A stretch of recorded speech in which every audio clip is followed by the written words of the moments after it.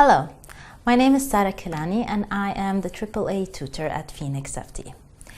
This video is for the exam tips for the AAA professional level paper. Now, I'm going to start with basically the structure of the paper. The structure is divided into two sections. Section A is the 50-mark case study question, while Section B, you've got two questions, 25 marks each. Now, the first case study, that is half the exam, but is actually split into multiple requirements, and it's mainly going to be about the planning stage. More often than not, it's about the group entity. So first things first, you really need to be comfortable with your group standards, with things like goodwill, NCI, consolidation, mid-year acquisitions, anything that is regarding the group. Now, what is going to come in question number one? The requirement is going to be provide some briefing notes, and this is where you can get your professional marks. 4 marks, that is one basically based on the headings, so 2 from subject.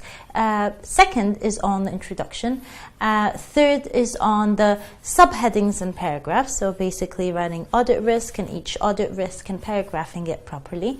And finally is on the language and flow. So if it makes sense, if it reads out nice, you're going to get that mark. So please make sure that you don't forget any of those nice and easy marks. They are the difference between a pass and a fail. Now let's get into the requirements. 100% of the times you will be asked to identify and discuss audit risks or risks of material misstatement.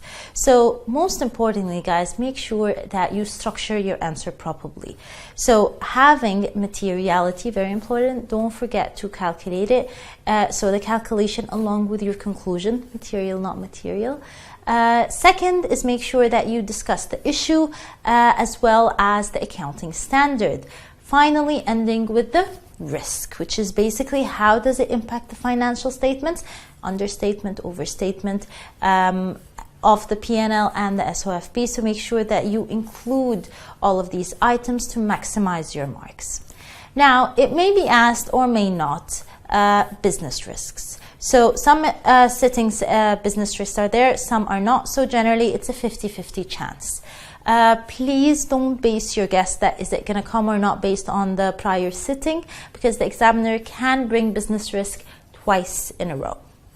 Now, it's very important to understand the difference between business risks and audit risks, which is basically a business risk is the risk of the business not achieving its objective, while an audit risk is the risk of us giving the wrong opinion. So please don't confuse both.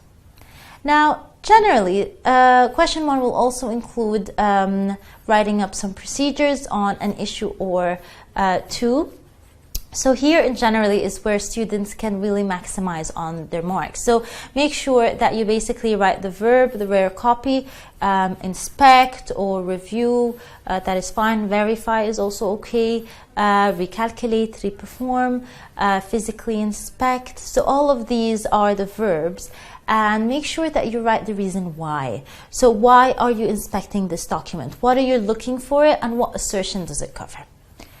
You generally get 1 mark per point if well written. There may be possibility of getting some half marks if it's not that great.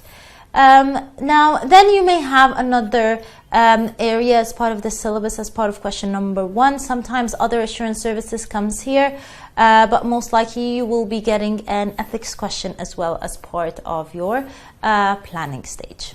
So that is your question number 1. Talking about the structure of question number 2 and 3 now. Question number 2 is generally about your completion and reporting. So you would have things like matters to consider. What would you consider in some of these accounting issues? And either you're going to require some evidence to obtain, some procedures, as well as how would be the impact on the audit report.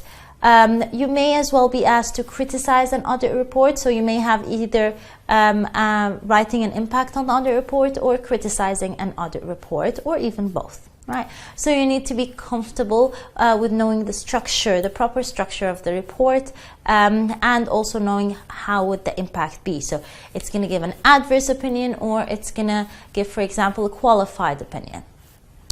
But you need to be careful, guys, that you include all of the steps. So you write the reasons why are you giving that opinion. So is it immaterial misstatement? Is it pervasive or not? If it's pervasive, why is it pervasive?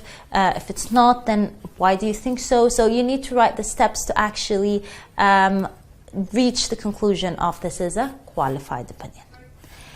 The last question, the examiner said that it can be part of any other part of the syllabus.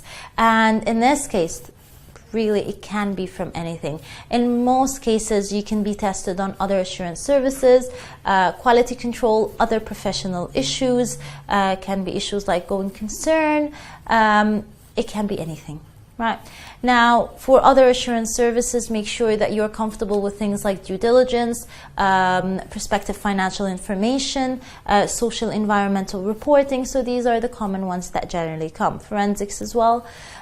Just make sure that you are comfortable with them, know how the matters that you would consider in such a review, and as well how to write procedures on them. So that is your exam, guys. Now I'm going to leave you with basically some final tips.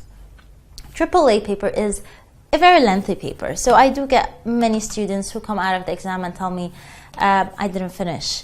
And the problem with that is time management. So you need to practice a lot. You need to be able to stop yourself. So for example, we know that question number 1 is 50 marks, and therefore you have to stop in an hour and a half.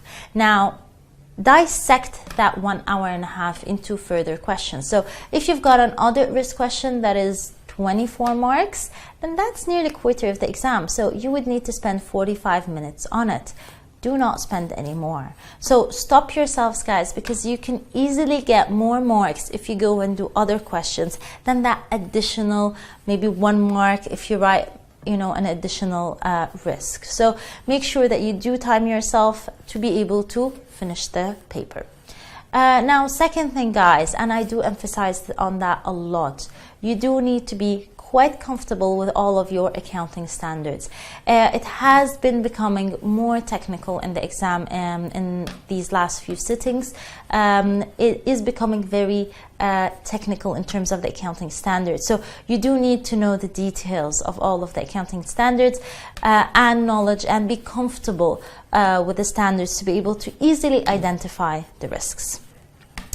One more thing, guys, is that you need to be tidy and presentable. Remember, guys, they are humans who are basically marking your paper, so you need to kind of impress them. If you can't impress them, at least make it easy to read. Final thing, guys, is that when you're approaching this paper, guys, it is many questions, it is a lot to do. So for the beginning of every single question, guys, please make sure that you have an answer plan. So structure, so especially for question number 1. So if you look at question number 1 and you identify that there are 20 marks that is for audit risk, try to make an answer plan and see how many points do you really need to write. Do you need to write 4 or do you need to write 15? Right? Neither. You would need to write maybe around 7, 8, maybe 9, depending on how many marks each point is. But I would say 8 would be an average for a question that is a 20-mark question. If you write maybe 7, that would be okay, you would pass the question. But if you write less than that, 6 points, I would try to write a little bit more, but I wouldn't go way above that. So let's say you've already found, let's say, 10 risks, and you've already talked about them. And even if you have a little bit more time, don't go over that. Go spend your time doing another question, because that's the maximum, guys. Don't overdo it. So now that's not very likely that you would find that many, but the whole idea is that some people know a lot about certain items, and students tend to write more about what they know, and just focus on what the requirement is asking and how much are they asking for it. So yes, it's a lengthy paper. Yes, you're going to write a lot, but it is quality over quantity.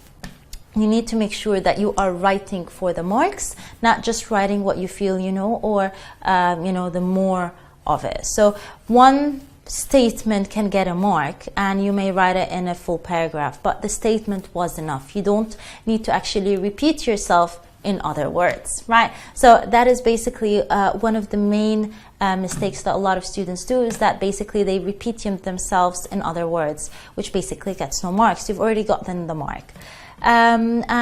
Basically I'll leave you with that. And the last thing that I would want to tell you guys is please practice, practice, practice. Practice makes perfect, and good luck in your exam. Thank you very much.